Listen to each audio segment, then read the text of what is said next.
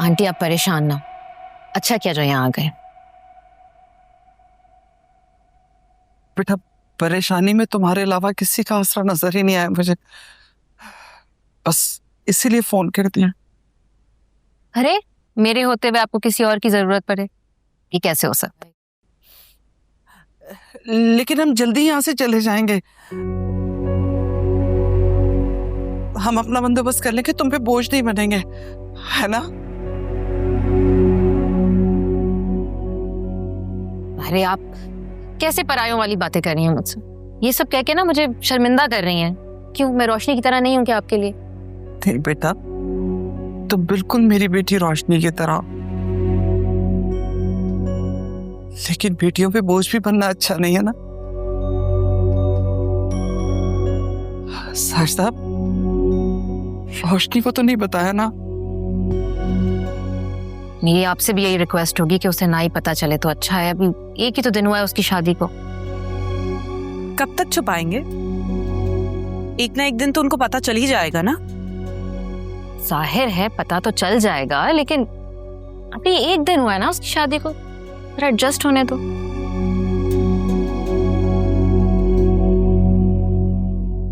हाँ, तुम बिल्कुल ठीक कह रही हो, अभी उसे नहीं बताना चाहिए। ऑलरेडी शादी पे इतना तमाशा हुआ है, इतनी इंसल्ट हुई है, मुझे तो डर था कि कहीं शादी रुक ना जाए।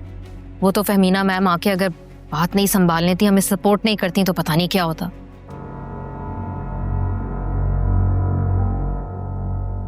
और अगर इन हालात में उन्हें ये पता चल जाए कि उनके दिए हुए पैसे चोरी हो गए हैं, तो कहीं उन्हें ये ना लगे कि हमने धोखे से उनसे पैसे ले लिए थे।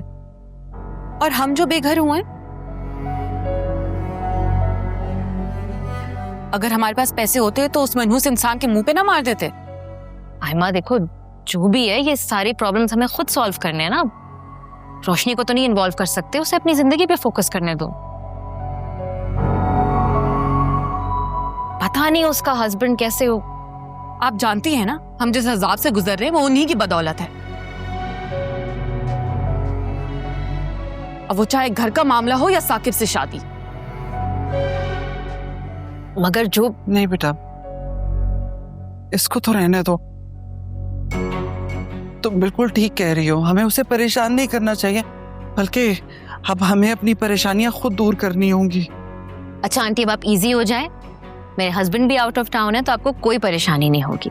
आराम से यहाँ पे रहें, मैं जाके आप लोग के लिए खाना लगाती हूँ। हाय माँ, तुम्हें जरा तमीज नहीं है? किस लिए बहस कर रही थी उसके साथ? वो रोशनी नहीं है जो तुम्हारी हर बात को नजरअंदाज कर देगी? काफी नहीं है कि उसने हमें अपने घर में सहारा दी? समझाओ इसे।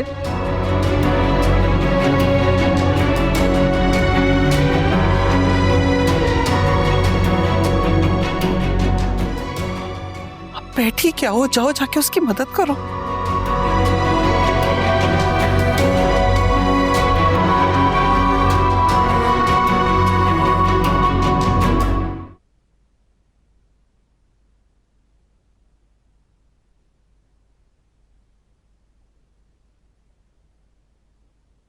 सुनो, सब कुछ ठीक है ना घर पर? पता नहीं, मतलब वकार का रवैया कैसा है? अभी तो कुछ कहा तो नहीं है ना उसने तुम्हें? बस मुझे बहुत डर लग रहा है। इसमें डरने की क्या बात है? वकार से डरना छोड़ दो। मुझे पता है कि उसका रवैया बहुत ऑब्नॉक्शियस रहा है, बहुत ज्यादा ऑब्नॉक्शियस रहा है, लेकिन उसका जो भी गुस्सा था, जायज या नाजायज, वो अब निकल चुका है। मैं सोच रही हूँ कि अम्मी की तरफ चली जाऊं। हाँ हाँ, बिल्कुल चली जाओ। बस ये वक्त थोड़ा नाजुक है। वकार का जो इस वक्त टेम्परामेंट है, स्पेशली तुम्हारी तरफ, वो थोड़ा संभल जाए।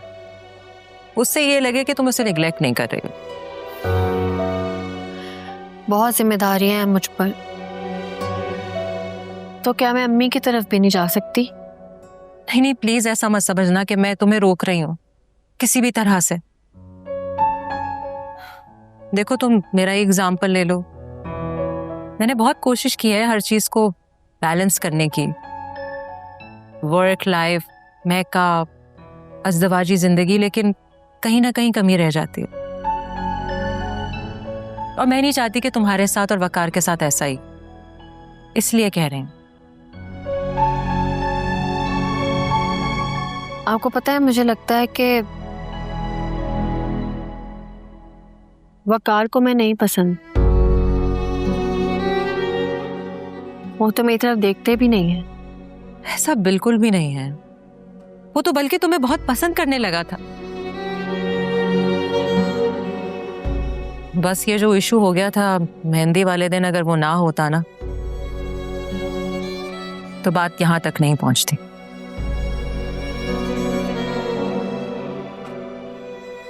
थैंक यू फहमीना जी, आप बहुत कंसर्न रहती हैं मुझे लेके।